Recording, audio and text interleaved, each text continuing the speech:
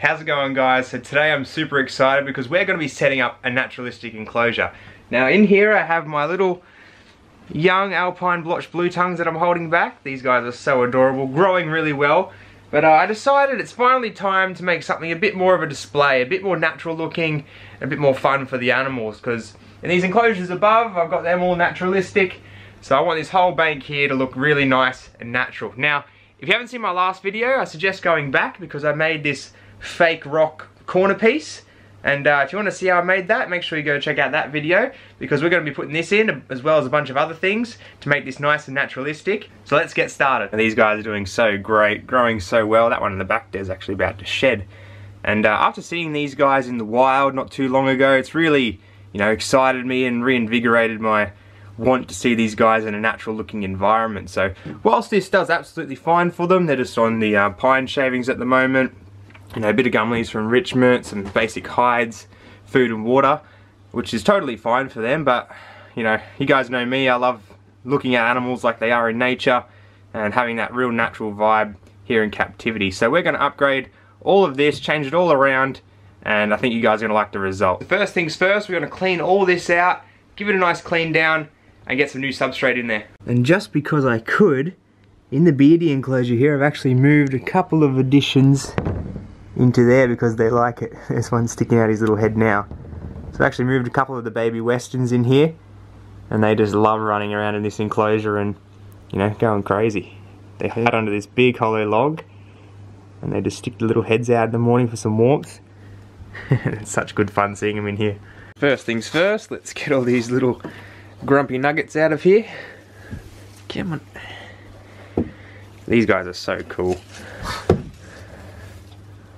So these are predominantly from my second litter and my third litter of babies from this season. And these are just my pick, some of the little beauties. So we'll go and pop them somewhere safe, and let's start this enclosure.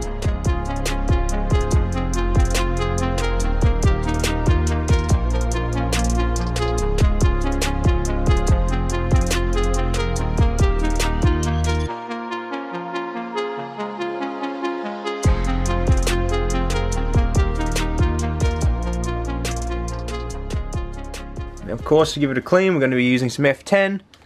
Spray it all around, let it soak for a while. It kills all the bacteria and any nasties, and then we can all wipe it all up.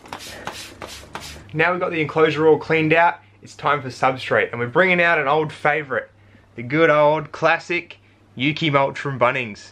This stuff's absolutely great. It really gives that good natural look, and it's just a great substrate, especially for blue-tongued skinks. It's really absorbent, it holds back a lot of smell, and because it's eucalyptus as well, it really holds back any bacteria or fungal growth. It's really good at that, so it's just an all-round great substrate, and if you make it deep enough, the lizards can bury in it, and it's just really great. So let's pop that in. Now I want to put a decent layer of this in because I want the lizards to be able to bury. Another thing as well is I usually let the mulch dry out quite a lot before putting it in. I usually sit it in the sun or something like that, but I haven't really had the chance to do that with it being so rainy and crappy weather lately. But that's okay because a lot of those blueies are actually shedding at the moment, so the extra humidity in this mulch for a short period of time will actually be beneficial for them in helping them to shed. Let's get a whole bunch in here, spread it out a bit. And I really want to make a deeper layer up in the back corner there where they sort of bury down and sleep for the night, because I've got a special log that I'm going to put in there and I want them to make all tunnels all through it.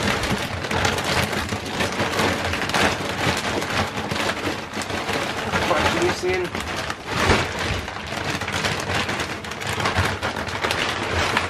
Spread this out. Now already it just looks so much more natural with this sort of wood-based substrate.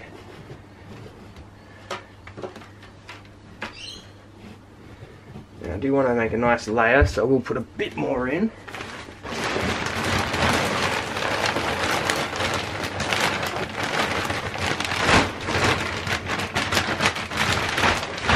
So now we've got our big substrate layer in, it's time for decorations. And the first thing we're going to put in is something I'm really excited about. It's actually this big hollow log that we recently got. I was lucky enough to get this, thankfully. It was a much longer, but I just cut it right there so it would fit in here really nicely. And yeah, I think this is going to be a really good retreat for the lizards. I'm going to put this over on the cool side, so I'm going to try and put it somewhere over here. Let's see. I'm going to bury it into the soil a bit. I think something like that would be pretty cool. And because it's not perfectly flat underneath, I'm hoping the lizards will make some little tunnels underneath it and stuff with different access points to it. I think that'll be really cool. And along with that, because it's quite tall, they can use it for climbing and getting closer to that UV lamp I have just up here. So they can get a bit closer to that UV if they want, and then it also doubles as a height, of course. Now next we of course have our fake rock corner piece that I made in the last video, and this is going to go, yeah, like I said, right in the front corner. I'm going to try and bury it down a little bit. I'm not too worried if they bury under it or anything, because it is so light it wouldn't even crush them. I'm just going to move this probe out of the way a little bit, and I'm just going to cover it in a little bit and cover around the top, I think, to help it look like it's blended right in with the natural sort of formation. Now as far as solid decorations go, that's going to be about it. Again, it's going to be nice and simple for these guys. They're only young animals, and I'd like to be able to access things if I need to get them out for health checks and things like that. So we're really just going to keep it with that.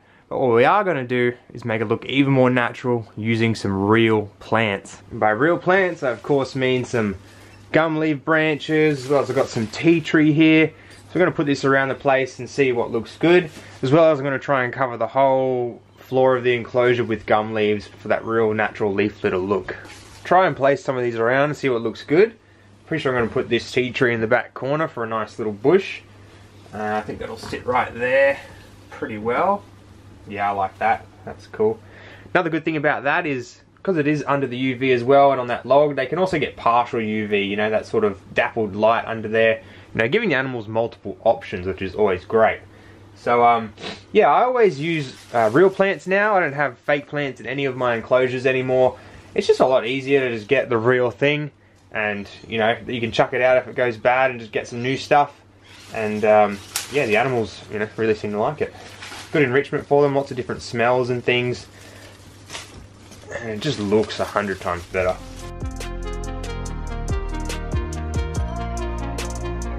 Alright, so we've got all our decorations in, all the leaf litter on the ground.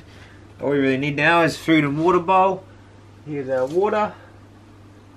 And we'll add some food later once we put the lizards in. Alright, here we have it, guys. Like I said, it's a pretty simple setup, you know, it's got a hide area there. But there's lots of enrichment, you know, lots of leaf litter, lots of different plants and things they can crawl through, and it's going to really be helpful when they shed all those different textures. They'll get every bit of shed off their body. Of course, that rock over there is going to absorb some heat for them as well. And just lots for them to do, lots of climbing opportunities and everything. So let's go grab the little terrors and see how they like it. Alright, here we have the little crazy critters. Let's pop them in and watch them explore around. This is always the best bit. There you go. They just blend right in right away, just like they're in nature. I love it. No doubt they are probably all going to go hide right away, but that's fine. They'll come out in due time. Lucky last, number 5. There we go.